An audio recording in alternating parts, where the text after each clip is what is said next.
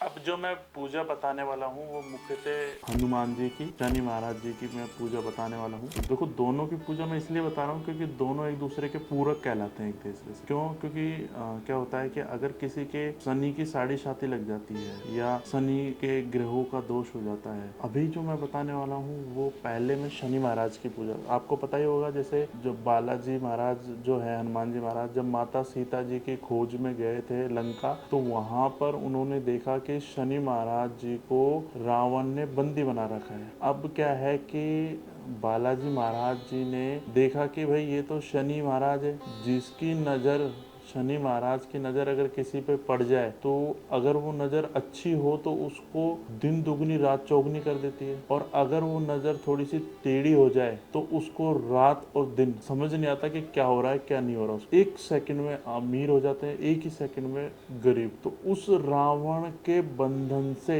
बालाजी महाराज ने शनि महाराज को मुक्त कराया। तब शनि महाराज ने बालाजी महाराज से यह वचन दिया कि जो व्यक्ति आपकी हनुमान जी की पूजा करेगा वो मेरे किसी भी तरह के जो दोष है उनसे मुक्त पाएगा। इसलिए मैं आपको बालाजी और शनि महाराज की दोनों की पूजा एक साथ बताने जा रहा हूँ।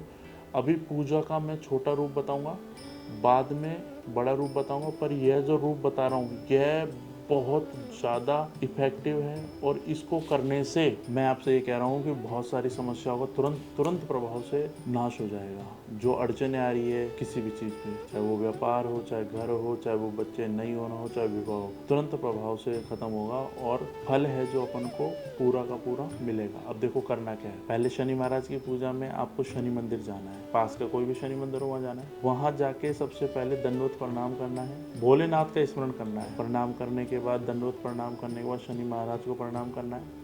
इसके बाद शनि महाराज के ऊपर थोड़ा सा सरसों का तेल चढ़ाना। सरसों का तेल चढ़ाने के बाद शनि महाराज के ऊपर थोड़े से काले तिल और कोई नया लोहा चढ़ा देना है, ठीक है।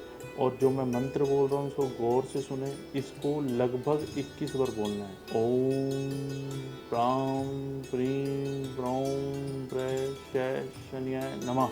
इस मंत्र को आपको लगभग 21 बार तो बोलना ही पड़ेगा। मैं आपसे कह रहा हूँ हर शनिवार, मतलब 7 शनिवार ये चीज़ कर लो आप। 7 शनिवार अगर आप शनि मंदिर जाते हो, वहाँ शनि महाराज के तेल चढ़ाते हो, आप शनि महाराज के तेल चढ़ाने के साथ उनके पास एक नया लोहा चढ़ाते हो। शनि महाराज के ऊपर थोड़े से काले तिल भी चढ़ा देना, ठीक है। और एक तेल का दीपक और जोड़ आना वहाँ पर, और दंडवत प्रणाम करना, भोलेनाथ का स्मरण करना, बालाजी का स्मरण करना और शनि महाराज का स्मरण करना। और हो सके तो अगर कोई खेजड़े का पेड़ मिल जाए तो उसमें भी एक थोड़ा सा तेल चढ़ा के एक तेल का दीपक जोड़ना। मैं आपसे कह रहा हूँ जो ये जो दिक्कतें हैं शनि महाराज की, वो काफ़ी हद तक आपसे दूर हो जाएगी। दूसरी जो प्रश्न है वो यह है कि आपके साथ जो आपकी मुख्यतः पूजा जैसे बालाजी की, देखो शनि महाराज की पूजा शनिवार और दिन होनी है, पर बालाजी की पूजा शनिवार और मंगलवार करते हैं। हालांकि बार तो मंगल ही होता है, ठीक है ना। पर शनि महाराज ने जैसा वायदा करा है बालाजी से, तो आप शनिवार को भी बालाजी की पूजा करने से जो शनि महाराज के दोष है वो काफ़ी हद तक कम हो जाता है। अब इसमें आपको क्या करना है, बालाजी के जाना है, चोला चढ़ाना है। सबसे देखो, चोला जब चढ़ाएंगे जब चोला उतरेगा, तो चोला सर से उतरता है, ठीक है ना, पैर की तरफ से चढ़ता है। सिंदूर चाहिए, चमेली का तेल चाहिए, या फिर घी में भी चढ़ाते हैं कई लोग, ठीक है ना। तो जैसे आपकी श्रद्धा हो उस हिसाब से पहले सिंदूर चढ़ा दीजिए, फिर वर्क लगा दीजिए, फिर बालाजी महाराज को एक गुलाब की माला है तो उसकी तो होड़ी नहीं है, गुलाब की माला धारण करा दीजिए। एक नागर पान के पत्ते पे 2 लड्डू रख के उनको समर्पित कर दीजिए, और जो सिंदूर है उससे पत्ते पर राम लिख दीजिए, और एक दीपक घी का या तेल का जो आपकी श्रद्धा करे वो जोड़ दीजिए। वहाँ बालाजी के सामने बैठिए, ठीक है।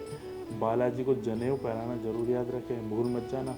और 2 सुपारी और रख के आए। हनुमान चालीसा आती है तो हनुमान जी की चालीसा को पढ़िए, और हनुमान चालीसा नहीं आ पा रही है, सीधी सी बात है, जय हो हनुमान जी महाराज, जय हो हनुमान जी महाराज, जय श्री राम, जय हनुमान जी महाराज, जय सीताराम, जय हनुमान जी महाराज, जय श्री राम, जय हनुमान जी महाराज, जय सीताराम, हनुमान जी महाराज। तो इस तरह से अगर आप लगभग 101 बार बोलेंगे तो बालाजी महाराज आप पे कृपा करेंगे। देखो, श्री राम जी, सीताराम जी और बालाजी, इन तीनों का नाम चलने दो, मैं कह रहा हूँ बालाजी महाराज की कृपा होगी। और अगर आप थोड़े से पढ़े लिखे हो तो आप क्या कर सकते हो कि सुंदरकांड पढ़ सकते हो, ठीक है ना। अगर आप सुंदरकांड नहीं पढ़ सकते कोई दिक्कत नहीं है, मोबाइल है सबके पास, सुंदरकांड उसमें चला लीजिए, आराम से सुनो।